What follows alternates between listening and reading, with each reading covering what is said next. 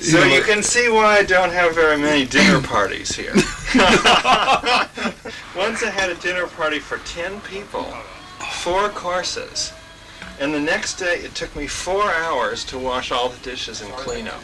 When you build a house in America or in Germany, you cannot even have the toilet in a room which opens directly onto the kitchen. You have to have 2 doors separating the toilet and the kitchen, or a hall. Nothing separates yours.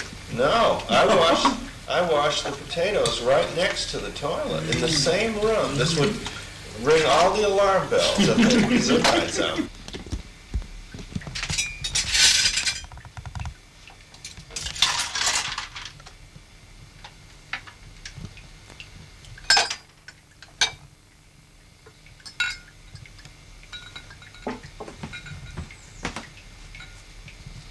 Once I lived in a house in Berkeley, a group house with 3 other people, and we alternated doing the dishes.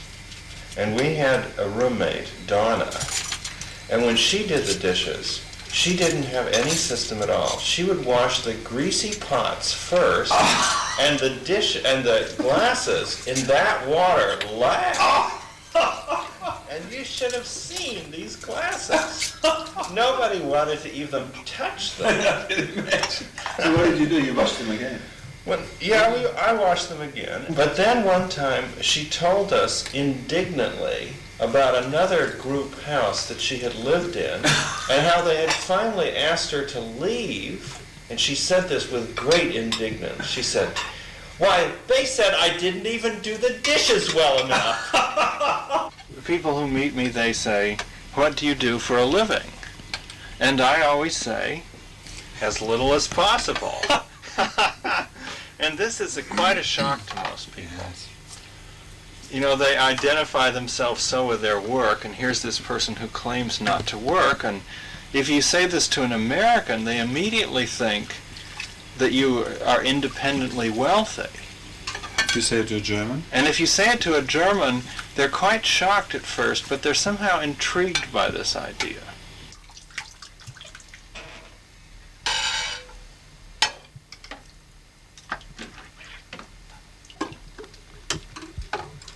Since you only have a short time on this planet,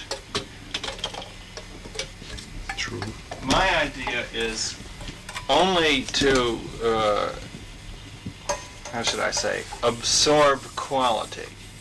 I myself believe that I'm worth it, that I should only spend my time absorbing quality. Mm-hmm. Of course, I have my own subjective idea of what quality is, but I don't waste a lot of time on things that are kind of mediocre niveau. That's right. Mm-hmm. And then, since this absorption of quality made me personally happy, I tend to want to share this with other people. What always impresses me the most is a kind of transcendent feeling that you get when you see something really creative, and then you have this feeling that you have lived forever and will live forever, and this is some sort of triumph over time, which as you get older is quite convincing feeling, I must say, because it's the contrast to the other feeling that you have, namely that it's coming to an end.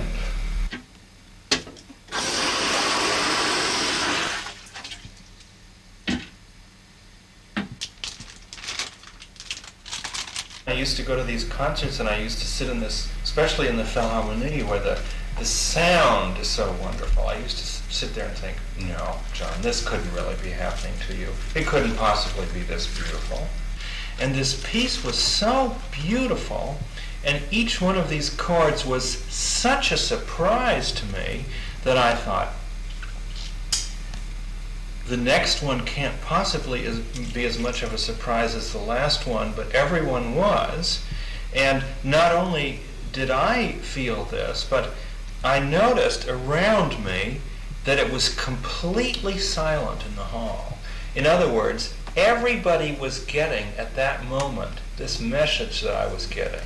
people were actually sitting literally on the edge of their chair, bending forward like this in complete concentration all around me, as if it was some kind of a revelation to them, which is what I was feeling. And I thought, So in other words, there are other people around with values like mine, and there's somebody down there conducting this music who probably saw this about the piece and is conveying it, and it was the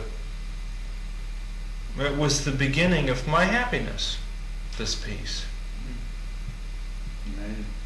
Yeah, it was amazing. I'll never forget this moment. How much skill is required to hold these dishes and operate in such a small space without banging them together or breaking them?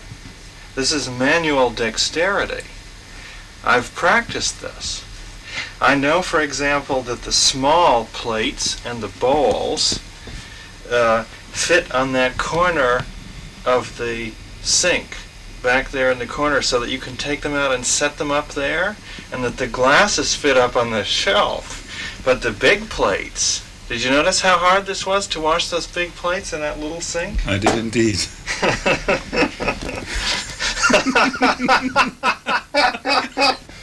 There was some English economist in the 60s.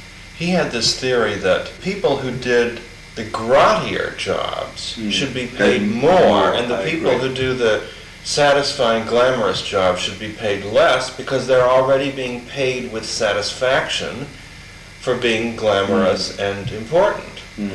And I've always thought this was a really interesting idea. Yes, I think It could be that it doesn't work because some of the grotty jobs may in the end be more fun,